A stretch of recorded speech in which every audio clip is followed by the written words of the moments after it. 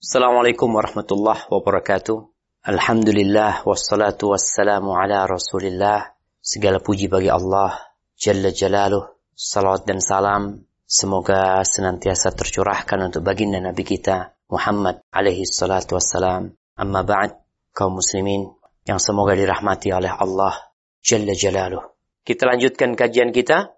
Wa an Abi Yahya wa qila Abi Muhammad Sahl bin Abi Hathmah الأنصاري رضي الله عنه قال انطلق عبد الله بن سهل ومحيصة بن مسعود إلى خيبر وهي يومئذ صلح فتفرقا فأتى محيصة إلى عبد الله بن سهل وهو يتشحط في دمه قتيلا فدفنه ثم قدم المدينة فانطلق عبد الرحمن بن سهل ومحيصة وحويصة ابن مسعود إلى النبي صلى الله عليه وسلم فذهب عبد الرحمن يتكلم فقال كبر كبر وهو أحدث القوم فسكت فتكلم فقال أتحلفون وتستحقون قاتلكم وذكر تمام الحديث متفق عليه.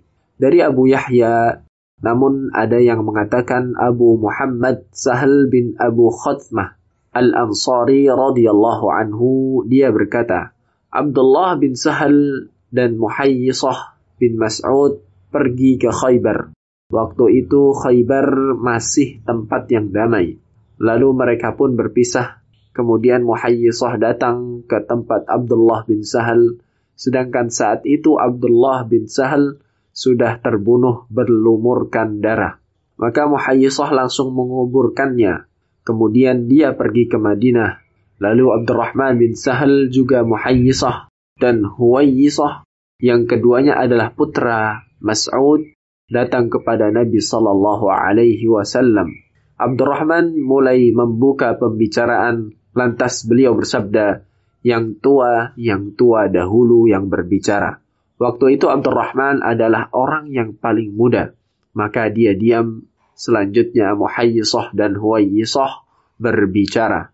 Lantas Rasulullah sallallahu alaihi wasallam menanggapi, apakah kalian mau bersumpah dan menuntut hak kepada orang yang membunuhnya? Kemudian itu dia menyebutkan kelengkapan hadis ini. Muttafaqun alaih. Nah, hadis ini berkaitan dengan al-qasamah ya. Iya. Pembahasan ketika ada orang yang terbunuh dan tidak ketahuan siapa yang membunuhnya.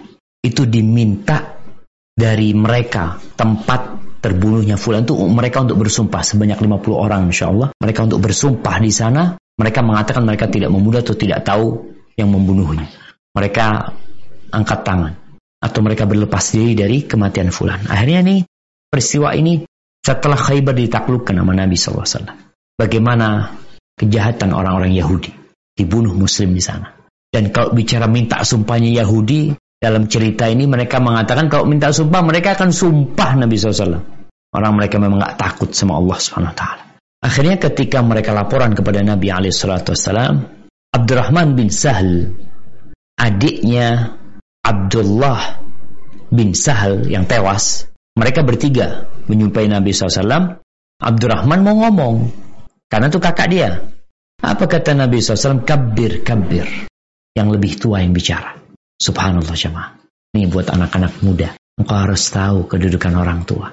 Ketika di satu majelis, ada orang-orang yang umurnya lebih tua dan engkau lebih muda, engkau dengerinlah. Jangan banyak ngomong di sana. Nabi SAW mengatakan kabir, kabir. Yang lebih tua. Ya udah, akhirnya Abdurrahman yang paling muda diam. Dia tahu adab dan etika. Siapa yang berbicara? Muhayyisah dan Huwayyisah. Mereka berbicara. Apalagi Muhayyisah, dia yang melihat kejadian tersebut.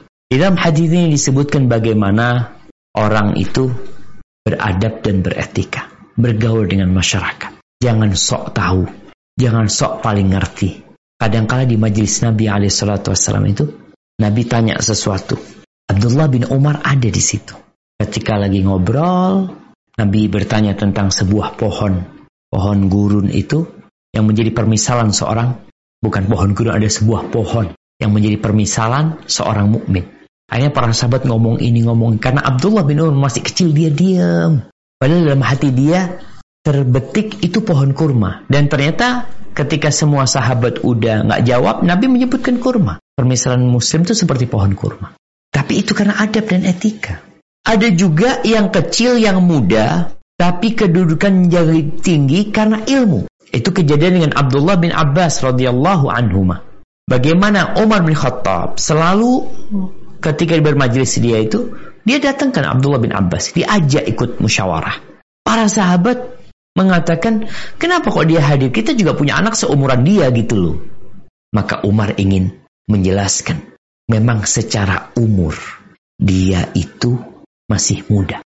Tapi secara ilmu dia itu berkompeten untuk ikut dalam majlis. Tapi Abdullah bin Abbas tetap, beliau tidak serta-merta ingin tampil, enggak. Beliau hadir di tempat itu, tetap beliau menjaga adab dan etika dengan baik.